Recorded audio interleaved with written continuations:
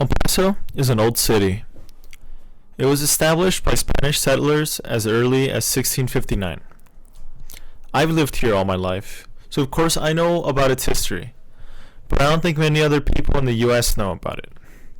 I'm sure even people from Texas forget about it. So why is that? I would assume a modern-day city with its roots going back to before our country was even established would be talked about a bit more, or at the very least being able to find more niche information about our area. I think it's important to be able to learn about the history of wherever you live. So that's what I want to find out. About how far back does the written history of El Paso go? How easy is it to find it? And where can I find it? The earliest proven records of El Paso are by Spanish colonizers around 1581, namely the Chamuscado and Rodriguez expedition, along with the voyage by Juan de Oñate in 1598. But El Paso wasn't established till much later. This was just the easiest way north, around the river. In 1659, the first Spanish mission was built by Fray Garcia de Francisco. By the mid-18th century, El Paso consisted of about 5,000 Spanish settlers and some native people. Not much is recorded about this time specifically. What I have been able to find is that El Paso was known for its agriculture at this time. In particular, it was known for its vineyards, which produced wine of excellent quality that was sought after just as more expensive imported wines from the old country. It was the biggest settlement on the border separating Spain and the American frontier, up until Mexico won its independence from Spain in 1821. From there on, it was the biggest city on the border between Mexico and America. From there, record keeping regarding the 1800s is better, and significant events occurred which we can still read about. Some of these were, in 1836, the Texas Declaration of Independence and subsequent annexation by the U.S. reduced Mexico's landmass by about a fifth. In 1846, the start of the Mexican-American War, which ended in 1848 and further reduced the size of Mexico by another fifth. In 1878, the end of the El Paso Salt War, a small civil war between businessmen over the mineral rights over the salt bed, which have been collected freely for decades.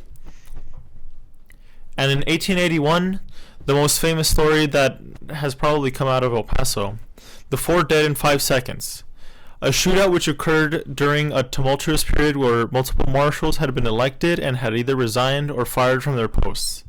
It culminated in a shootout between 3 marshals, 1 cattle rustler, and along with a nearby bystander. This occurred in 1881. The 1900s were even better recorded, especially considering the events that had occurred within the first decade.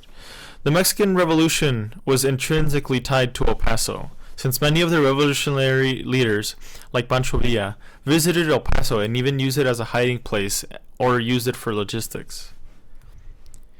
Even without the revolutionary leaders, the border region was a melting pot of culture, at least compared to most of the U.S. The population was mostly Mexican, and the minority was of white Americans and natives, whether that be Italian, Irish, or just English. All of the research I had done for this video was found on the internet. Most of them were articles or book chapters except for one YouTube video. There is more information about El Paso than I originally thought there would be, and most of it is actually here at UTEP. At first I thought I wouldn't be able to find much before the 1900s, since I had never actually seen photos or paintings of El Paso during that time, or at least not that many. And it's quite hard to find like any photographs of El Paso. They're quite scattered, and that's one of the main reasons why I thought it would be so hard, because I'm a photographer, so I wanted to see pictures of El Paso before, and I've looked time and time again, but there aren't that many photos of El Paso basically before 1912. But there are definitely a lot more writings of El Paso during this time. My sources helped me research this topic because it helped me see different periods of El Paso and how the record keeping was during that time.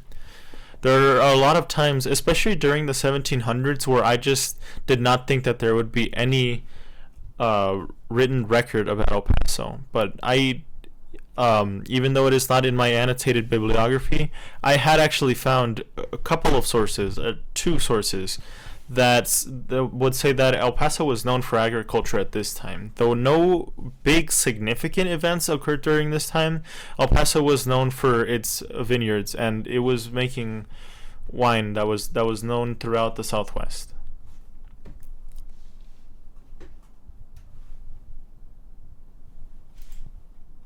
In conclusion, even though at first I thought it would be hard to find information about El Paso, it was a lot easier than I thought it would be to find. I think at first, at a surface level, it seems like it would be difficult because all of the sources are quite spread out and they're not consolidated. But as you do more research, you see that a lot of the information of El Paso is kept here at UTEP, and a lot of other sources that you can find online, they are corroborated by other people and they aren't just hearsay, and you can find a pretty good amount of information that isn't just from UTEP.